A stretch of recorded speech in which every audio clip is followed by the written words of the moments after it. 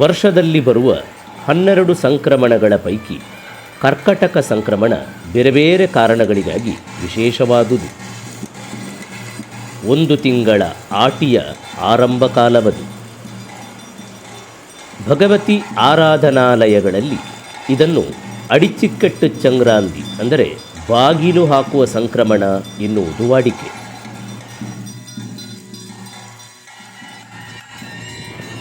ಆಟಿಯ ಸಂಕ್ರಮಣದ ವಿಧಿಗಳ ಆರಂಭದಲ್ಲಿ ಆಲಯ ವಲಯದ ಪಾವಿತ್ರತೆಗಾಗಿ ಕ್ಷೇತ್ರದ ಸೂತ್ರಕ್ಕೆ ಗಂಧ ಜಲ ಧೂಪಗಳಿಂದ ಶುದ್ಧಿ ಕಾರ್ಯಕ್ರಮ ನಡೆಯುತ್ತದೆ.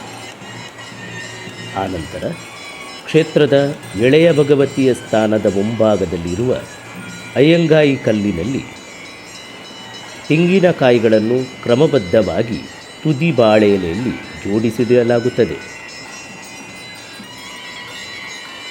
ನಂತರ ಜೋಡಿಸಿಟ್ಟ ತೆಂಗಿನಕಾಯಿಗಳ ಸಹಿತ ಕಲ್ಲಿನ ಪೀಠಕ್ಕೆ ಧೂಪ ಜಲಗಂಧಾದಿಗಳಿಂದ ಶುದ್ಧಿ ಕಾರ್ಯಕ್ರಮ ನೆರವೇರುತ್ತದೆ.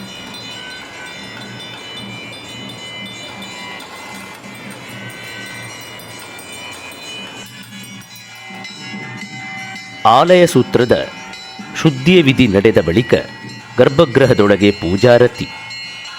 ನಂತರ ಕ್ಷೇತ್ರಪಾಲಕನಾಗಿರುವ ಗುಳಿಗನೊಂದಿಗೆ 4 ಶ್ರೀ ಚೀರುಂಬ ಭಗವತಿಯರ ಪಾತ್ರಿಯರಿಗೆ ದರ್ಶನ. ಆಗಮಿಸಿದ ಸರ್ವ ಭಕ್ತ ಬಂಧುಗಳಿಗೆ ಸಂಕ್ರಮಣದ ವಿಧಿಯ ಅನುಗ್ರಹ ವಚನ.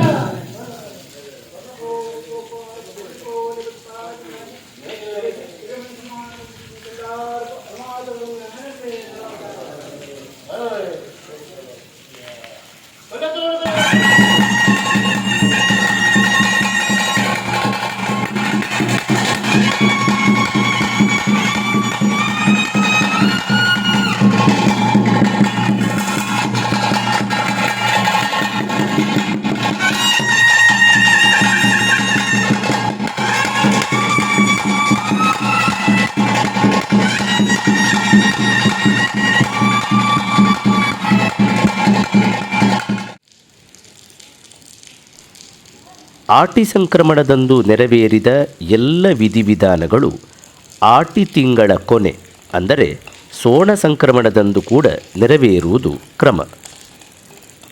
ಆ ದಿನ 30 ದಿನಗಳ ಅಂದರೆ 1 ತಿಂಗಳ ಸೋಣ ಮಾಸದ ದೀಪಾರಾಧನೆ ಪ್ರಾರಂಭಗೊಳ್ಳುವುದು. ಈ ದೀಪಾರಾಧನೆಯ ಕೊನೆಯ ದಿನ ಅಂದರೆ ಸೋಣಾನಂತರದ ಸಂಕ್ರಮಣದಂದು ಕೂಡ ದರ್ಶನ ಸೇವೆ ಸಹಿತ ವಿಧಿವಿಧಾನಗಳ ಮುಖೇನ ದೀಪಾರಾಧನೆಯ ಮುಕ್ತಾಯ. ಸಂಕ್ರಾಂತಿಯ ವಿಧಿ ಮುಕ್ತಾಯಗೊಂಡು ಸ್ಥಾನಗಳ ಬಾಗಿಲನ್ನು ಹಾಕಿದರೆ ಮತ್ತೆ ತೆರೆಯುವುದು ಆಟಿ ಅಂತ್ಯದಲ್ಲಿ ಬರುವ ಸೋಣ ಸಂಕ್ರಾಂತಿಯಂದು. ವರ್ಷದಲ್ಲಿ ಬೇರೆ ಬೇರೆ ಸಂಕ್ರಮಣಗಳು ಬಂದರೂ ಕರ್ಕಟಕ ಸಂಕ್ರಮಣ ಭಗವತಿ ಆರಾಧನೆಯಲ್ಲಿ ಮತ್ತು ತುಳುನಾಡಿನ ದೈವಾಲಯಗಳಲ್ಲಿ ವಿಶೇಷವಾದದ್ದು. ಬಾಗಿಲು ಹಾಕುವ ಎಲ್ಲ ವಿಧಿವಿಧಾನಗಳ ಕೊನೆಯ ದಿನ.